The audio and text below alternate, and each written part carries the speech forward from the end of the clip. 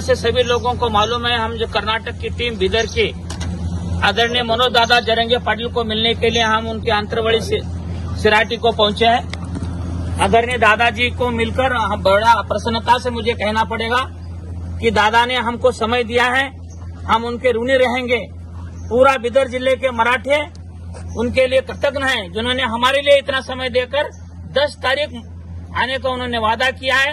10 अप्रैल को बीदर में बड़ी जंगी सभा होगी मराठाओं की, उसके दादा पदार्पण करेंगे, उन्होंने संबोधित करेंगे।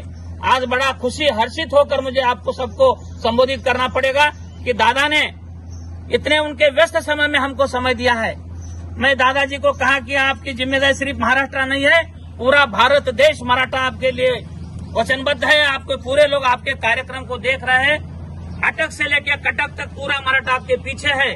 पूरा कर्नाटक का मराठा बेंगलुरु से लेकर बीदर तक आपके पीछे। आप हमका समय दीजिए। यदि आप समय नहीं देते तो आपके पादुका लेके जाता मैं आज श्री राम की तरह जाकर वो पादुका रखकर वहां पर कार्यक्रम करता हूं। अगर दादा ने हमारी बात मान लिए, मैं उनका कृतज्ञता व्यक्त करता हूं। आप उनके मुख से एक बात वाणी सुनिए। मैं मेरे शब्दों को विराम देता हूं। जय हिंद, जय भारत। दादा, तुम्ही आता बीदरचा जे दौरा आहे आता किती तारखेला आणि कसा दौरा असणार आहे? आता शेवटी काय आहे की हा उठाव करावाच लागणार आहे देशभर। जिथपर्यंत मराठा समाज राज्यात व्यापला आहे भारतभर, तर आपल्याला हे एकीकरण मराठ्यांची एकजूट असणे खूप आता या काळाची गरज या देशावर बनली। तर मराठा समाजाला आपल्याला न्याय द्यायचा असला, शेतकऱ्यांना जर आपल्याला न्याय द्यायचा असला तरी देशभर मोठ बांधावीच लागणार।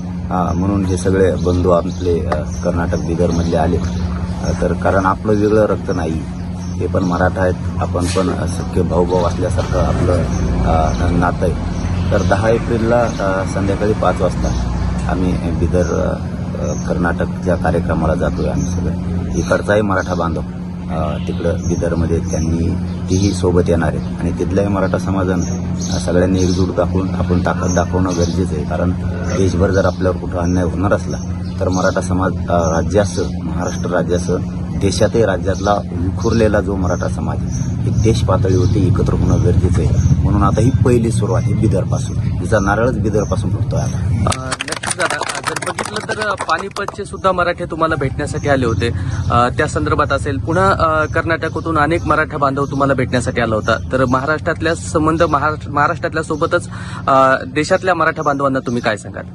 नाही, मी आता सांगितलंच की अन्याय किती दिवस सहन करायचा, इतकी शूरवीर जात आहे मराठा समाजाची। आणि ज्यावेळेस देश राज्य संकटात असताना मराठ्यांनी स्वतःच्या छातीवरती त्यावेळेस जनता सुखी राहावी म्हणून तलवारी घेतलेल्या छातीवरती स्वतःची। पण आज ज्यावेळेस तो अन्यायाच्या खाईत डुबला, त्याला कुठेतरी न्यायाची अपेक्षा करतो, त्यावेळेस आपल्याला देश पातळीवर हे बांधणी करणं खूप गरजेचं आहे।